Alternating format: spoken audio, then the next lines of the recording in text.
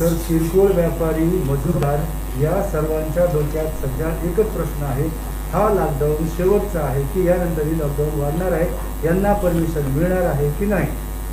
प्रशासन लॉकडाऊनच्या बिलकुल मूडमध्ये नव्हतं. हा लॉकडाऊन जो करावा लागलेला आहे हे नागरिकांच्या बेशिस्तपणामुळेच आपल्याला करावं लागणार आहे. कारण मला कसली पण खुशी नाही, कारण मला मोठ्या बिझनेसमॅन नोकरदारांचं काही मला अडचण नाही, कारण त्यांना वेळेवर पगार येतो. सगळ्यात महत्त्वाचा प्रश्न आहे की ते जे आपले मजूर वर्ग आहे, जे रोजंदारीवर जे काम त्यांचा आम्हाला प्रश्न आहे.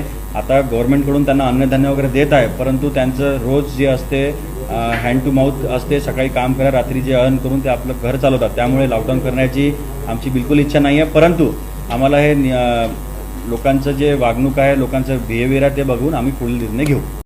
हमारे यहाँ फर्नीचर, पलंग, सिंगारदान, शोकेस, सोफा सेट, अलमारी, dining table, office table, chair, computer table, Neel Kamal furniture और दीगर कंपनियों के फर्नीचर दस्तियाब है। एक मर्तबा तशरीफ लाकर खिदमत का मौका दे।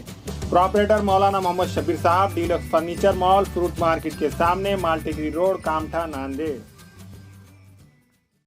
अस्सलाम वालेकुम, मैं अखिल मिर्जा। हमें उम्मीद है कि आपको हमारा चैनल अच्छा लगता होगा। लेटेस्ट न्यूज के लिए देखते रहिए नांदेड़ उर्दू न्यूज, और न्यूज के पसंद आने पर लाइक, शेयर और सब्सक्राइब करना ना भूलें।